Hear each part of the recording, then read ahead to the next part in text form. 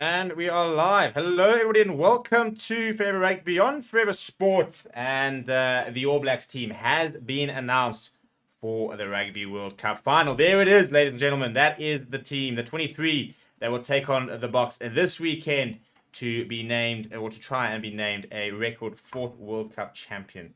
And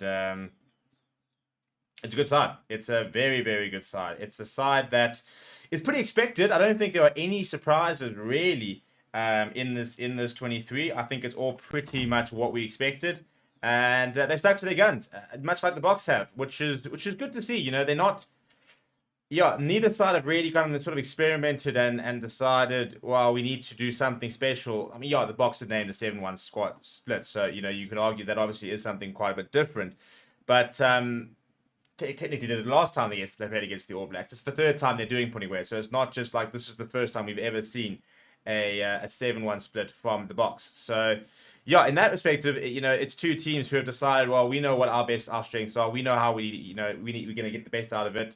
Therefore, we're going to make we're going to go with what we believe is the strength. And so the All Blacks have not been pulled into that game and where they've gone and said, oh, well, they've got 7-1 split, we have to go with a 6-2 or something. We've gone and said, no, we're sticking with our 5-3. That's what works. That's what we're going with. And that's what they've done, which is fair enough. So I'm going to put a poll in the comments saying, will this All Blacks side beat the Springboks? Simple yes or no in the comments. Go and vote on that poll and let me know if you guys back it. What you guys think? You know, yes, no. Do you think that they do win? Do they not win? What are we thinking? And yeah, I want to know what you guys think is where do you think this game could be won, for example, and how much do we think this All Black side, is it the better side? Is it got where can they really hurt the Boks side? So yeah, we've got the poll running in, and see people are starting to vote in it. And Luigi said, "I love the Boks team," so we'll talk a little bit about that as well. I'm just gonna let a few people get into the comments and stuff like that, and then we'll sort out, and then we'll really go through this and go through the pack backline, some sort of combination stuff like that. I just want to make sure something is working over here.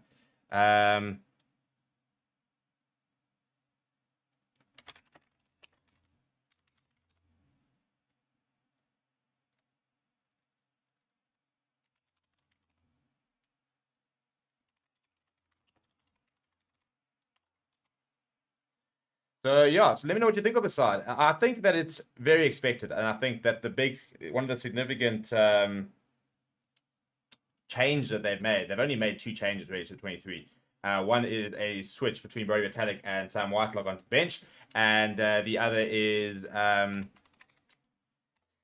inclusion of Nepo Lalala instead of Fletcher Newell, which I think is the right call. I think that Fletcher Newell is a great young player. But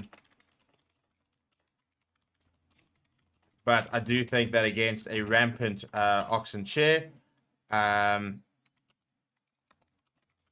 think that he would have been in for a long night, and I don't think he would have coped. I think in this sort of situation, you need to get experience, and I think that's what Lola gives you. He gives you that experience. He's been there. He's done that. He's far more experienced than a Fletcher Newell, and you know we've seen over the course of the tournament how vital experience is. The Boks are going to try and overload the All Blacks in that final 20 minutes. And one of the big things that we know that they're going to target is the scrum. And as a result, you know, give yourself the best chance of being able to counteract that. Name your best two tight heads. Name your best two loose heads, for example. And that's what I think they've done, to be honest. I do think that Lala would have coped a lot. He's going to cope a lot better with Oxen Chair than Fletcher Newell would have. Yeah, some of the comments saying Dorian says 7-1 split demolition. Luigi says the game will be won in the first 20 and the last 20. Half-time lead should be within 6 if All Blacks lead. I think that's the main thing, isn't it, for the Bok, for the Boks themselves, is that they need to be in the fight for as long as possible. The longer this game gets drawn out, the further this game goes, and they're in it, the more I think they have a chance of winning it. I think this is a game where the All Blacks know they need to basically try and win it in the first sort of 20 to 25, even half an hour.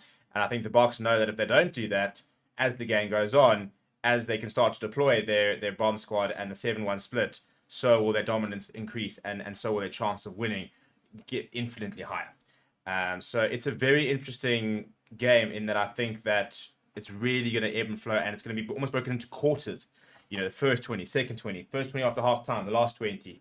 And I think that bar a blowout, which I'd be very surprised if we see any side sort of pull out a 14, 20-point margin. I think that this game is going to be very close. And I think the closer it is, for me, the better the chances of the box. Obviously, they can give the box go 14 points clear, and then they can still bring on that bench. Then I think that I don't see how they really lose it from there. They would do very well to lose it from there. So I think that's what New Zealand needs to do. They need to really target this early stages. And I suppose they've got to be physical. They've got to put the box on the back foot and try and force a change. Force them to do something different, because the box don't have options for the back line. So Handré Pollard starts and he's really struggling. They don't have the opportunity to really replace him. I mean, yes, you can bring on Damian Williams. I mean, Billy LaRue for Damian Williams and put Damian Williams at 10. But, that's not going to happen, is it? It doesn't matter how badly Pollard's playing, for this weekend, he has to play a full 80. So that's what the All Blacks will probably be looking to do. They're going to sit there and say, right, well, they can't replace their backline players, so let's go and hit them. Let's go and try and hurt those backline players. Not necessarily go out and injure them, but go and put them on the back foot. Go and put them off their game. Go and make it uncomfortable for them. Knock their confidence, because they can't change them. They don't have the options. So if they are struggling, let's make sure that they know they're struggling, and let's make sure that we're going to continue to try and make them struggle. And make sure that that we're going to give ourselves the best chance of causing a panic within the box squad. And the last thing, as some of Box fans, I don't think we will panic. What I really like about both these teams is it's just littered with legends. It's littered with World Cup winners. It's littered with the next generation of players. It's world class players coming to the end of their career. It's the last time you're going to see Sam Whitelock in an All Blacks jersey. I mean, I can't remember watching All Blacks without Sam Whitelock, really. I mean, I can, but I mean, he's been there that long. I mean, he made his debut. He's 35 years old, just turned 35, and he made his debut for New Zealand in 2010. I was 14 at the time. So, yes, obviously a few years ago, but I mean, for the last, 14 years, 13 years, I've been watching Sam Whitelock play for the All Blacks 152 times. Aaron Smith. It seems like such a long time ago where Periwipu and the buggers were running around. Aaron Smith is almost, I wouldn't say revolutionized the position, but he's been the best passer of the ball I have ever seen. We talk about the great scrum halves, and Fourie is always up there. Joos van der Westhuizen is always up there. There's so many. There are scrum halves all over the place. Gregan, who are all up there. But I just don't think I've ever seen somebody pass the rugby ball with such class, accuracy, and potency as Aaron Smith. He's just phenomenal. And it's a new era after this for and in fact for the box, no Dwayne Vermeulen after this. So it's a very emotional day in terms of seeing so many legends of the game moving away. And that's what comes with the World Cup. So we do see the end of careers. Johnny Sexton moving on. Keith Earls moving on. Dan Biggar, for example. Courtney Laws moving on from England. Augustin Currie, potentially playing his last game tomorrow. I think he is playing his last game tomorrow. So all these players are moving on. So it's an interesting weekend where there's so much to, obviously all the attention on winning the World Cup, but there is also a certain amount of, this is the last time we're going to see these guys in an international game, which is sad. Adrian says, nervous about the Springbok team losing Jesse or even Faf to injury could be catastrophic. There's no good enough replacements for either of them. If everyone stay healthy, I think we win it. Vince says, I'm just happy the best two sides in the world are in the final. Well, an interesting concept, isn't it? Because right now, from a world ranks perspective, they are going into the tournament. I think everybody really thought that it was going to be an Ireland, France were the two top teams, and maybe South Africa. And actually, New Zealand were going into the tournament, I think, were more outside favourites there than South Africa were. So very interesting that now everybody's saying, well, I reckon these two are the best two teams. And I think what makes them the best two teams is the mentality they've got. There's a reason that New Zealand and South Africa both won the World Cup 3 times. There's a reason that it will be a record-breaking 4th World Cup for one of the nations this weekend. They know how to win this tournament. They know how to win this trophy. They've been there. They've done that. The last time a non-New Zealand or South African side won the World Cup was 2003. That's 20 years, eh? It's gone All Blacks 2007. Springboks 2007, All Blacks 2011, All Blacks 2015, South Africa 2019, and we won in 2023. So 20 years the World Cups have been won by either New Zealand or South Africa. That's mental. Can we just process that? How two sides have dominated World Cups for the last 20 years. That's almost 2 generations worth of players. It is 2 generations worth of players, really. And it's mental. So I think that's probably what makes them the best two. These are the 2 best rugby nations in the world. Yes, Ireland might have the number 1 team, and I think they probably are the best team in the world over the last 12 months. But the 2 best rugby nations, historically and currently, I think are South Africa and New Zealand. And this is why this is the final that everybody wanted. Everybody felt that this is the final we deserved because it is that historic. There is, we're talking about the 2 best teams out there and the most successful teams out there. So in terms of, let's look at the team, shall we? So, front row, Ethan de Groot, Currie, Taylor, Tyrell Lomax. I think they're solid. I think that the early scrum battle, I think, could be pretty even. I think that Frans Mahube and Steven Kitshoff will have to pitch up to have a go at these guys. I think Ethan de Groot's a very solid scrummager. I mean, this is the front row that hammered that Irish front row, who are very good. So I think we need to be very very cautious of this front row. Similarly, in the second row, Brodie Retallick, Scott Barrett, both been there, done that. Scott Barrett, for me, in the Rugby Championship, was one of the leading players in the world. I hadn't seen him play rugby like that in a long time. In fact, ever, I think. This World Cup, he's maybe been a bit more quiet. People talk about his discipline, which he'll have to sort out this weekend. We've then got Shannon Frizzell, Sam Cane, Artie Severe. Those 3 are going to be potent. Shannon Frizzell was not there in Twickenham in August, and I think it did make a big difference. But Sam Cane's playing. Yeah, he's back to his best. I mean, you'll say the whole comment from Peter O'Mahony, you're just a shit Richie McCaw. He says it didn't inspire him, but I mean, he's just been looking like a different player in the last month, and good on him, actually, to be fair. To ride the criticism, to sit there, everybody doubting him and saying you shouldn't be playing, and stuff like that. You're just a coach's favorite. To then go and say, well, actually, just a reminder what I actually can do. There's a reason that I've actually won this tournament before, because he is a World Cup winner. There's a reason that I've been backed over here. It's not just sentiment. I deserve to be here, and I'm good enough to be here and watch this space, because I'm going to go out there and show you. And he has been. Aaron Smith, Richie Mo'unga, very different halfback pairing to what we're going to see in Faf de Klerk and Andre Pollard. And that's going to be very interesting, the contrasting styles that we'll see. Richie Mo'unga didn't kick particularly well last weekend. Didn't need to because it was a bit of a blowout. But he has kicked so well throughout the tournament. So I don't think it's a red flag last weekend's. I think it's... I think he'll be fine this coming this weekend. The wings, Mark Taylor, Will Jordan, spare a thought for them, because this could be their final World Cup, because that's just what happens when it comes to World Cup wings. Wings in All Blacks. How often do we see All Black wings come and absolutely tear things up? By the next World Cup, they've been replaced by the next batch. Mark Taylor is a breakthrough player of the year. He wasn't playing last year, and now he's starting in the World Cup final. And, Caleb Clark has fallen out of the picture, for example. It just happens. They just recycle their wings so much. You think of a Nehemiah Scudder. You think of Severe, Julian Severe back in the day. And every single time you got this All Black wing that comes in, you're like, oh my goodness, this guy's going to dominate for the next decade. 4 years later, he's not even playing. So I think Will Jordan will be around for a while. I'll be interested to see if he does move to full back, for example. Then Beauden Barrett is at full back. That Barrett Mo'unga access, which I'm such a big fan of. Jordy Barrett and Estorika Awani, very settled these days now, and Jordy Barrett's really transitioned to that number 12 very, very well.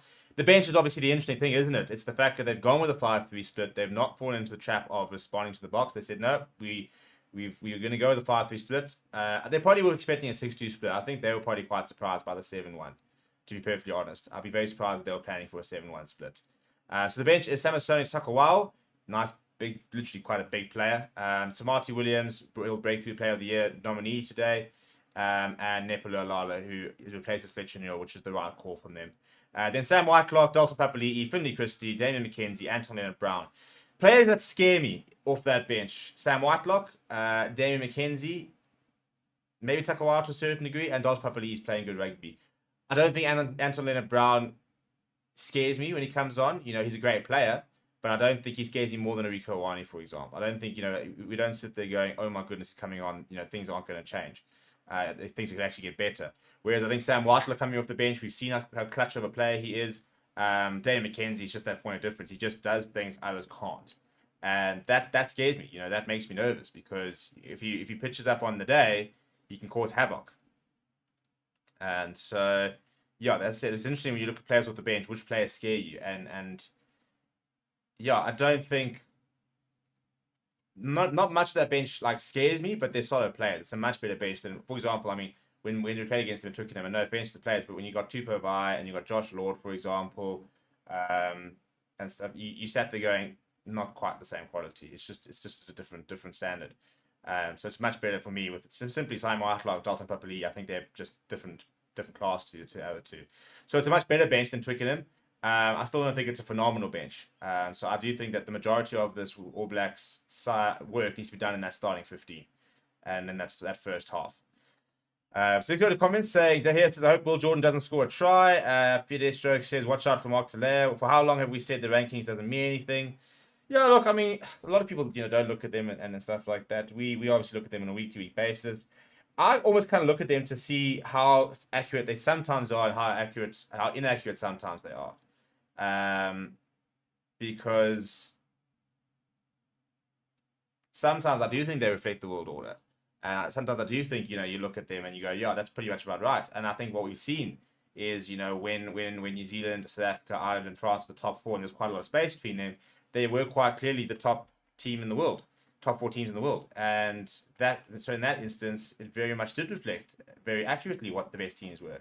Sometimes it's very wrong, but I don't think necessarily just because the number 3 beats the number 1 that the world rankings don't make sense. I think that's just the nature of the game, is that those top teams can beat each other, and that's why from a points perspective there isn't a lot on there, which is why the top 4 has been changing so much over the last few weeks, because as soon as they're beating each other, they can move into each other because they're quite close.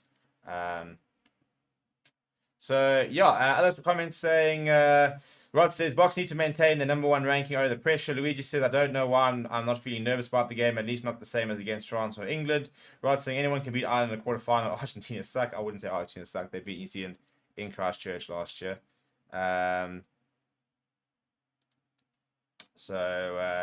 Box beat teams that have been to 7 World Cup finals. New Zealand beat 2 Irish World Cup teams that have no history in finals. Yeah, but I don't underestimate what it meant to try and beat that Irish side. Yes, historically they haven't been successful, but that Irish side was a potent Irish side. I was there to watch it, and I tell you what, Ireland pushed up on that night, and they had to be, the All Blacks had to be at their best to get that job done, and they were. So fair play to them, but they had to be. It wasn't a pushover by any means. So I've got the poll running, and there's almost 78 votes. By the way, we will have our fan forum at 8 o'clock tonight. It'll be Dan Scholz, it'll be Rudes, it'll be Chris, and it'll be Rian on the panel, and they'll be talking a little bit about the matchups, the teams, and stuff like that, and what to expect this weekend. Also, I can finally disclose that we do have our official Rugby World Cup preview up, and it is with the legendary Bob Skinstad. So a big shout out to our partners, BOYLESPORTS, for making that happen. But yes, I sat down virtually with Bob Skinstad, and we spoke about the finals. So that is on the channel. It went live about an hour ago, so you can go and check that out as well. Very, very cool to chat to him. So much insight, very, very different to sort of the normal insight you get. And from a playing perspective, just being able to offer an idea of what it's like to be in this sort of situation, and to give us some insight in terms of the mental part, the physical part, what it's like in the camp. So yeah, if you really want to understand what it's like to be in a World Cup final week, go and check that interview out. It was very cool to do it. Yeah, so Rude's saying people don't give Damon DeLinde and Jesse and Creel enough credit for their defensive efforts, dominant in the tackle, 100%. And yeah, Rude's going to be able to double down on that sort of opinion later tonight in the fan forum. We're going to start wrapping up, people. So yeah, please do smash like on the video. Please do subscribe, as we are on our way to 59,000 subscribers. We went past 58,000 this morning. Want to try and see if we can get to 60,000. I'd love to get to 60,000 before Saturday, but we're going to need over almost 2,000 in the next day, which I'm not sure will happen. But hey, you guys can make that happen. And then this weekend, big day on Saturday, huge day in fact. Very keen to see how that does unfold. please do smash like on the video and subscribe. And yeah, I will see you guys all tomorrow and for the third and fourth playoff. And on Saturday, we're going to be having shows on shows on shows on shows, which is going to be a lot of fun as well. So we'll see you guys then as well. But yeah, let me know what you guys